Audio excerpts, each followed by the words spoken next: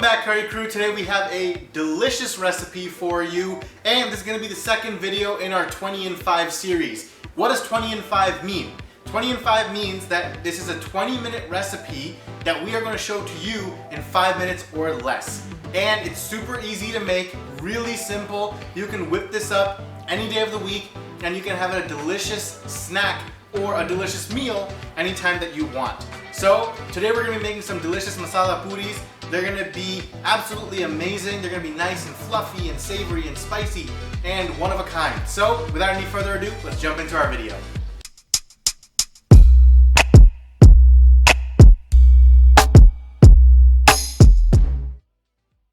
So today we have a quick and delicious recipe for you that will be a part of our 20 in 5 series, where we show you, in 5 minutes or less, recipes that should only take 20 minutes to make.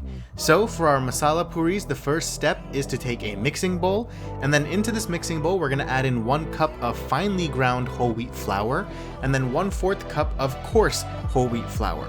The reason we take 2 types of whole wheat flour is because the coarse flour gives the overall puris a nice and crispy texture around the edges and on the outside, while still being soft and fluffy on the inside. However, if you don't have coarse whole wheat flour, just go ahead using another 1/4 cup of regular flour. Next to this, we're going to add in 2 tablespoons of oil. Following this, we're going to add in half a tablespoon of ajwain seeds. And next, we're going to add in a teaspoon of sugar to balance out the spices that are going to come next. So we're going to start off with half a teaspoon of red chili powder. Next, we're going to add in salt to taste, followed up by half a teaspoon of turmeric, then half a teaspoon of cumin-coriander powder, and finally half a teaspoon of garam masala. Next, we're going to use room temperature water to knead our dough, and we will not pour all of it in at once. Instead, we're going to use a bit at a time and start kneading our dough. We are looking for a texture that resembles Play-Doh. So, since we're adding in our water a bit at a time, there isn't really a set amount. It's all about adding in a bit at a time until you have what you're looking for. So this is what our final dough looks like. If you push down on it, it should leave an indent. However, it should also bounce back a little bit.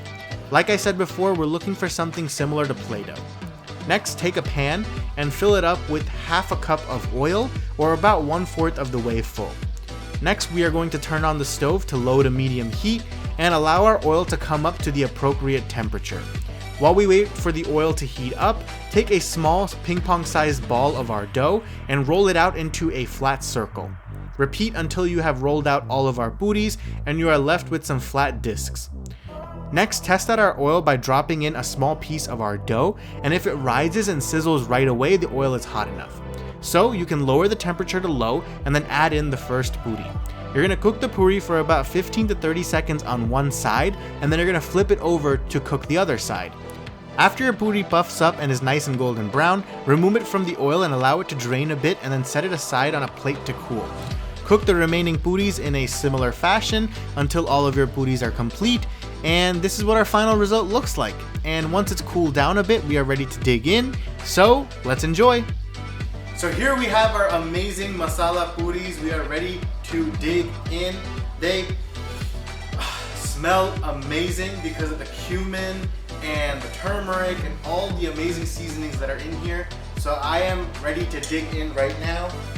I just lost a piece, but no matter what, we are going to move ahead. So good. All the amazing flavors hit your tongue at once, and it's like a symphony of flavors rolling across your tongue. You have sweet, spicy, savory, so many different flavors just going on the front to the back of your tongue. And you can have this with an amazing cup of chai, or some coffee, or even a glass of milk.